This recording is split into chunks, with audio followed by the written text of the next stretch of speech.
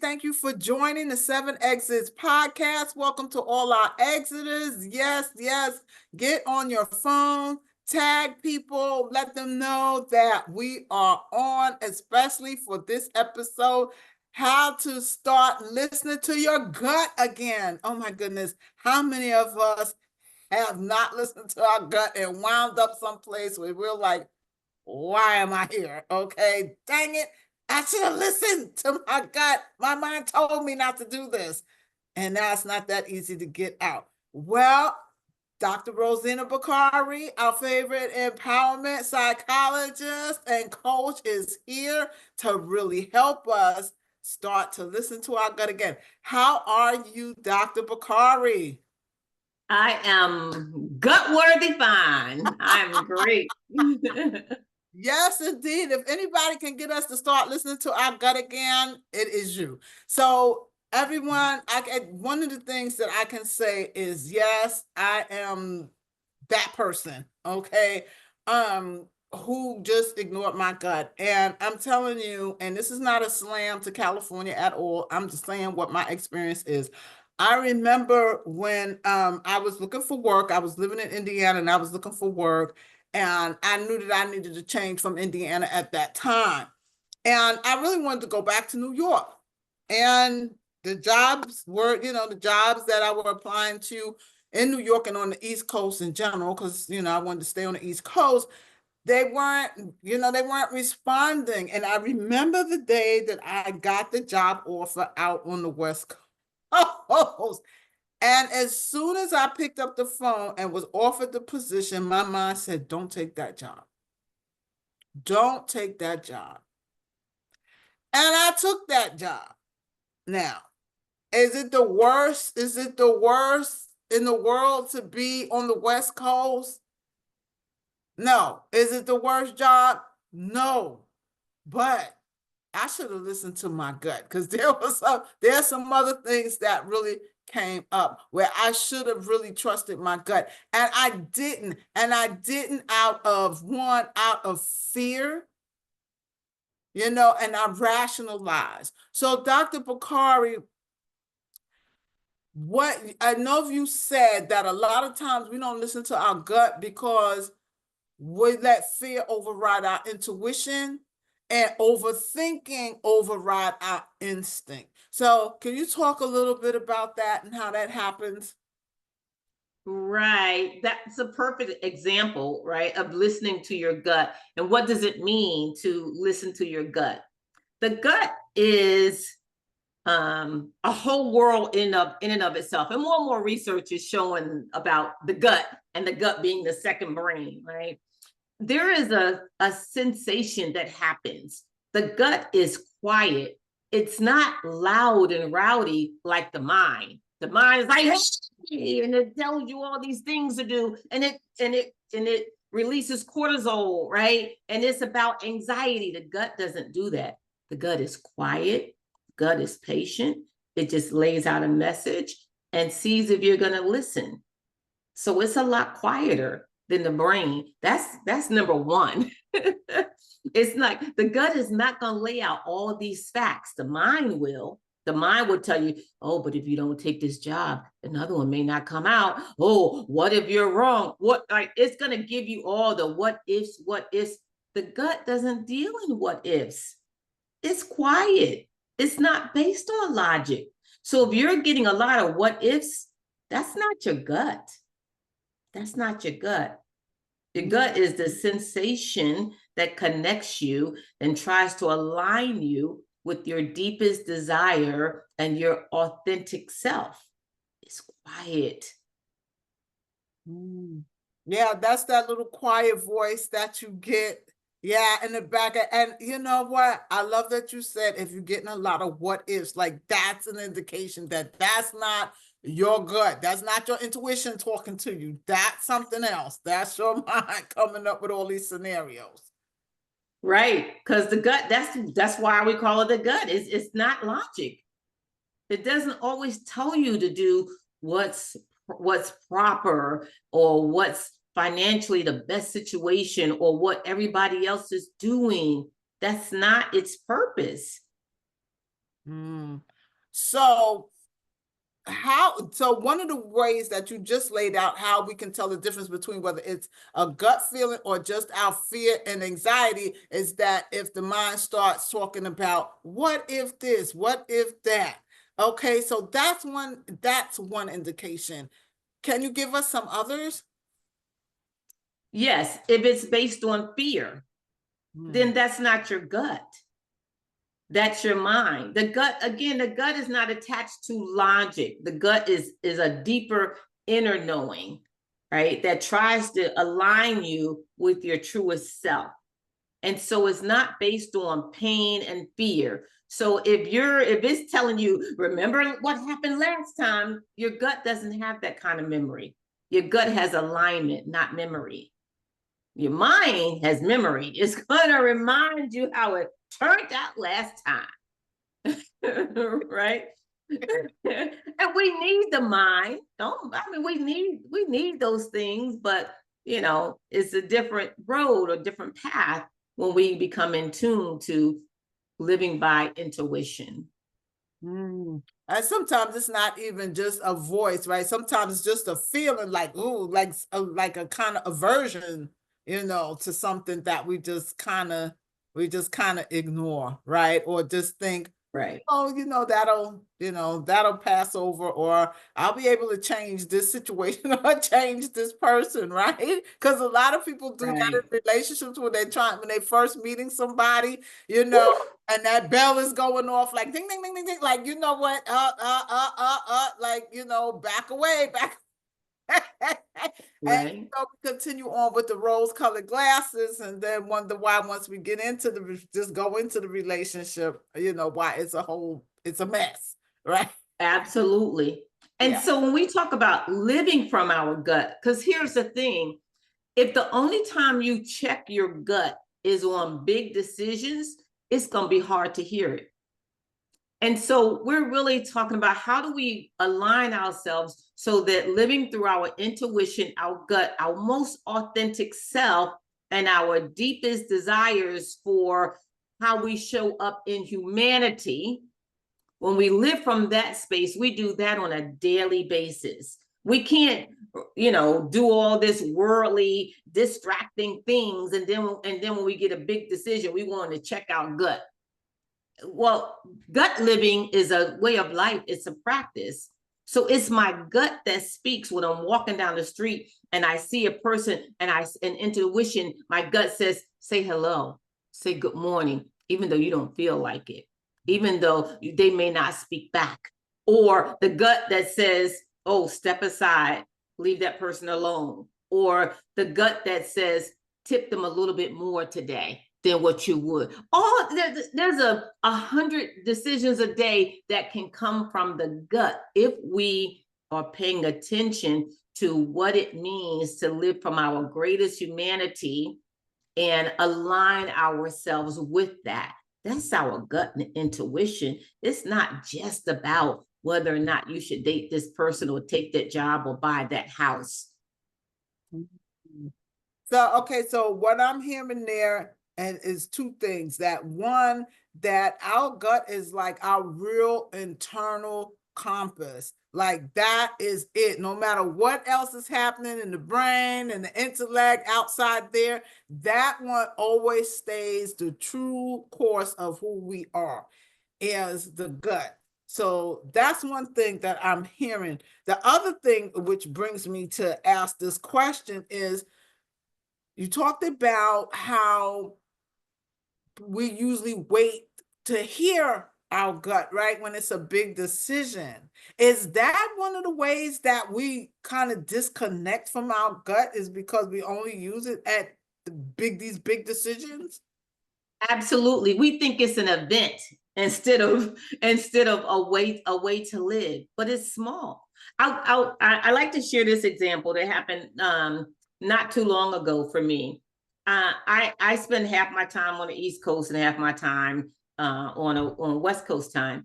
And so when I'm on in Arizona, I frequently have meetings at 6 o'clock in the morning because there are meetings that with people on the East Coast, 9 o'clock in the morning, right? And so And recently, I had a meeting at like 6 o'clock in the morning, and I don't, and I'm often by myself. I was in the house by myself, and so I went to bed, and I almost always close the. I don't like sleeping with the windows open. I just don't. And so, but this night I was my gut, I don't know, said leave the windows open. I left the window open. I don't know why, I just left the window open, which I just really don't like to do. Like, I'll leave it open during the day so the room could be a little cool, and then I close the windows. One, because I live in an area where just the night air just doesn't smell good. And then I don't always like the noises. And so I close the window. And so for some reason, I don't know what happened, I did not properly set my alarm. And so at 20 minutes to 6, I hear this screeching duck sound outside my house, screeching. And it was the winter, so it's still dark outside. And I'm like, why are these ducks screeching in the middle of the night? Let me get up and close the window. I got up, it was 20 minutes to 6. It was 20 minutes to 6, right? So if the window hadn't been closed, I would not have heard it. Right. And here I am thinking I'm getting up in the middle of the night. No, it's time for me to wake up. 20 minutes to 6, I get up because my alarm didn't go off. I would have gotten up at like, they got my alarm. I thought I had set my alarm for 5:15 a.m. and I think I set it for p.m., one of those common mistakes and stuff. But that's gut living. It's not a life-changing event, but that's when I live from my gut regularly, I can hear it speak the quiet whispers. I didn't stand there for 20 minutes going, should I leave the window open or close? It just helps you in alignment with the little things, not always just the big things. That takes, I mean, correct me if I'm wrong. It seems to me it takes a lot of self-trust. And a lot of people struggle with trusting themselves. Thus the need for healing. Yes, right. indeed. So again, I like to spin things, because I like to really like to encourage people to understand this language about what we have inside of us. And so people do trust themselves, because that's why they, have the want to listen in the big decisions. But what happens is that the way that I trust myself with a small letter T. I trust the world with a big letter T, a capital T. So that's the problem. It's not that you don't trust yourself, but when you trust yourself, but you allow in all the noise, you can't hear yourself. So there's two things. Sometimes you don't trust yourself. That's not as much of the case as it is that you can't hear yourself because you allow in so much noise. I don't allow in a lot of noise in my life. I'm constantly exiting and shedding. I don't allow in a lot of noise. I don't watch the news and television. I really minimize the time that I spend on social media.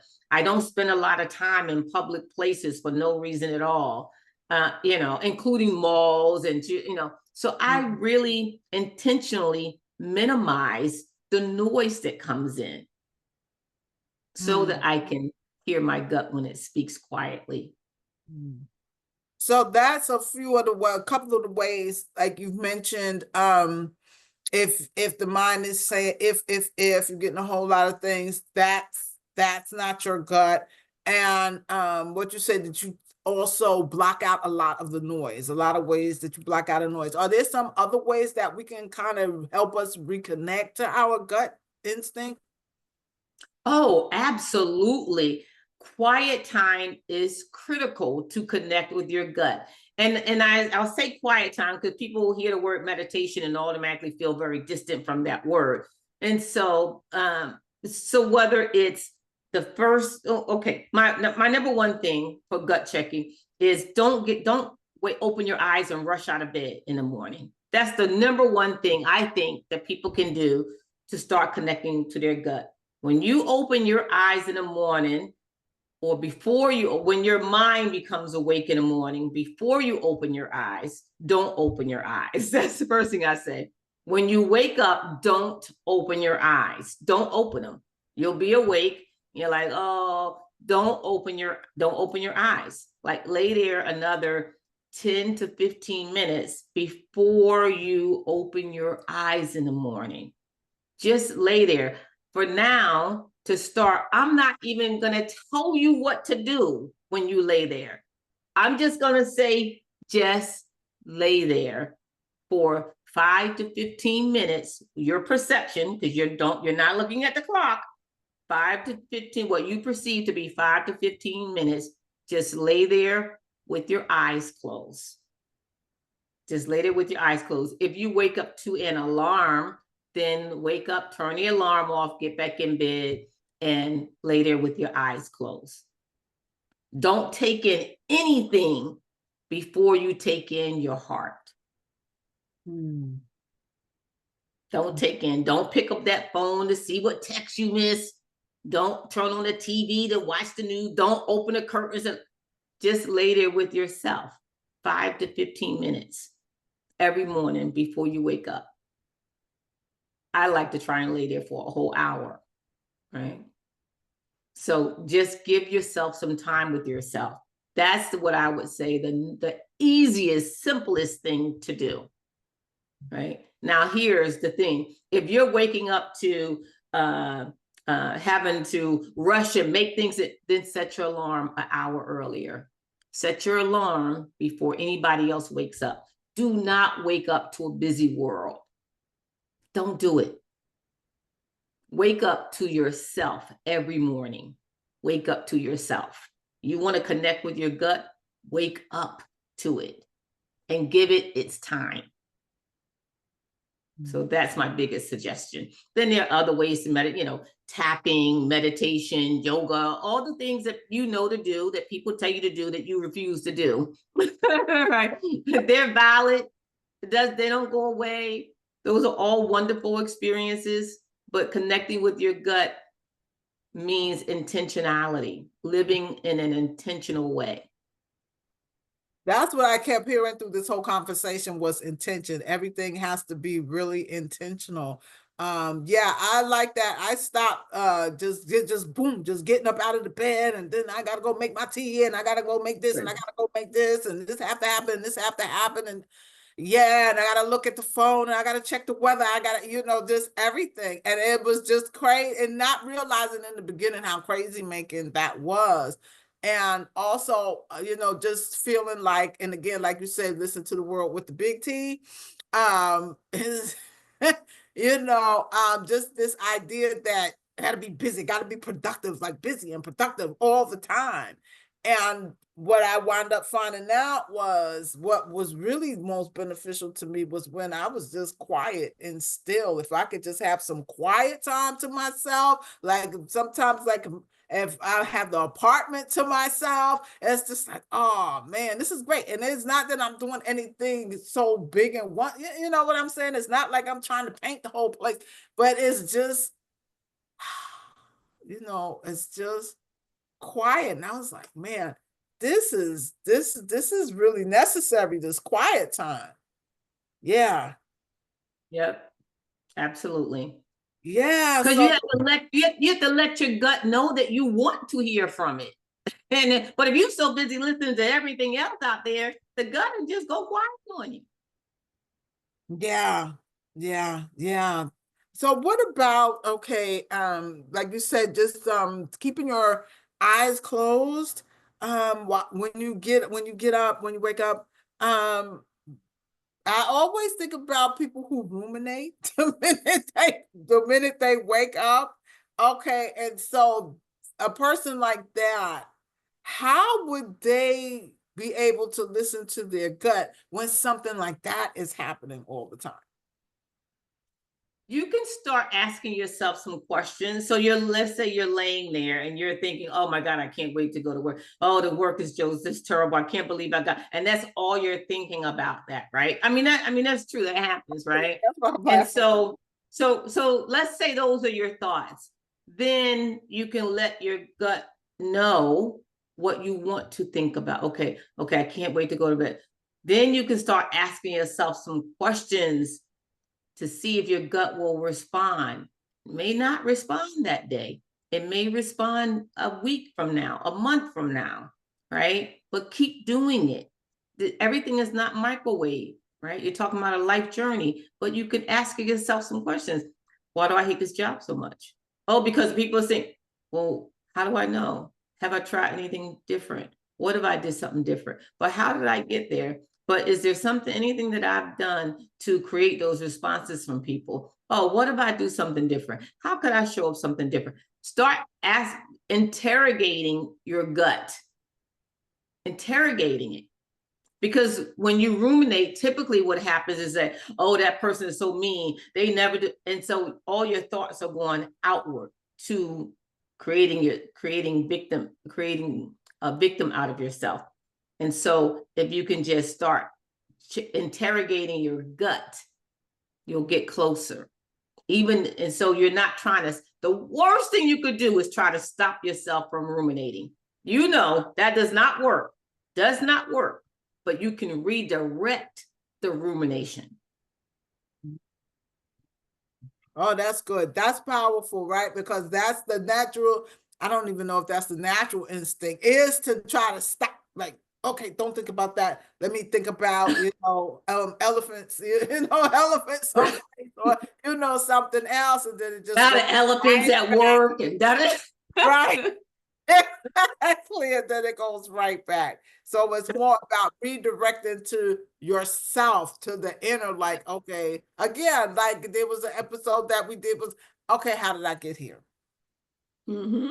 That would be the redirection. Yeah. Yeah.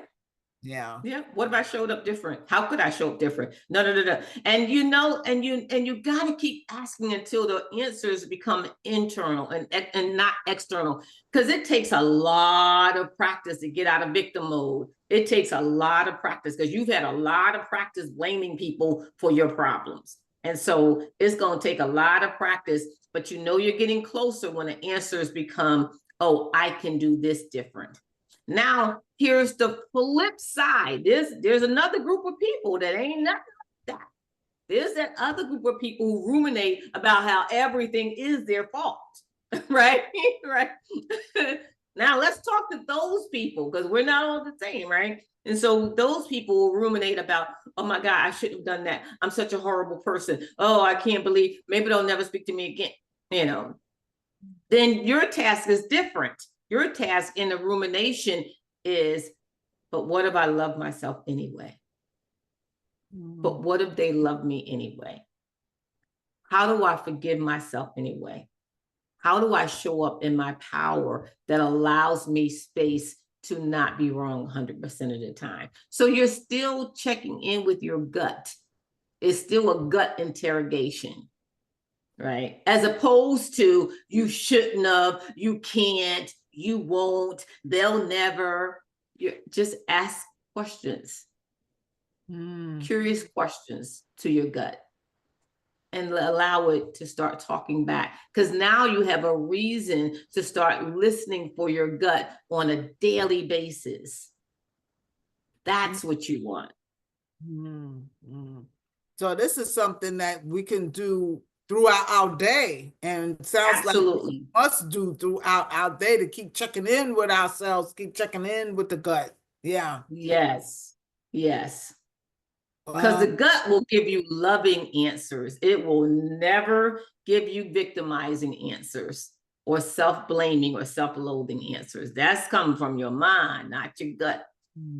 Okay, good. I'm glad you said that, because you said if you hear a whole bunch of but what ifs, that's not the gut. And so now if you hear, something about that self-loathing, something that's makes you feel disempowering, anything like that is not your gut. No, that's your mind keeping the score. I know we say the body keeps the score, but the mind keeps the score too. That's your mind keeping the score, right? The gut doesn't keep the score. So then when we come into alignment with our gut, does that also changes our thinking? Absolutely. Absolutely. It's a different GPS, right? It's a GPS instead of a road map. Remember, it's a road, you got to get all contorted, like, wait, am I north or east? What is it, left or right? Right? That's the mind. It's just all lines trying to tell you where you belong. Confused. The gut is more GPS, right? It's like, oh, you went to, okay, we're gonna turn up here. It never gets mad, even when you stop for gas. It's like, oh, it just keeps redirecting you, right? So it's GPS versus I say Atlas. Half people don't know what that is, right? Right, but versus the road map that we used to have to read. Right? That's the mind. It knows where everything is. It shows you everything it wants. That's the mind, right? Like you gotta find it on the map, and the gut is GPS. It just keeps guiding you gently. So yeah, so more emphasis on the gut, not as much on the mind until we get it trained, right? They say in a lot of Eastern philosophies, the monkey mind is just like right. Right. Yes. Yeah. Yeah, because we've all been in situations where the gut was saying something and the mind was like, yeah, but what, like you said, what if that's not going to work? And then it goes, depending on where you at in your life, then it immediately goes to catastrophic examples, yeah. And Yep. especially now, like you said, in the state of the world now where so much is fear driven, right? We're just constantly, the news is fear driven. You get on certain social medias or whatever is fear driven. Some people you talk to a lot of times they're driven by their fear about what's going on, right? With them, with the world, with this. And so it's just this constant, yeah. Yeah. So where's your focus? If you want to live by your gut, then you got to spend time with your gut. And if you can't give it 5 minutes a day or 15 minutes a day of silence, quiet, alone time, somehow, somewhere, then you have a hard time convincing me that you want to listen to your gut. Wow, thank you so much, Dr. Bakari. This has really been good and eye-opening. I really, enjoyed this, and I hope everybody out there in 7 Exits land get ready to exit. I hope you all really enjoyed this. Again, remember to hit that like button and share. Tell your friends and your family about this podcast, because there's a lot of us who are ready to make the departure. We are ready to heal enough to depart. So please pass this podcast on. Dr. Bakari, thank you so much. Can't wait to see you again. See you next week. Always listen to your gut.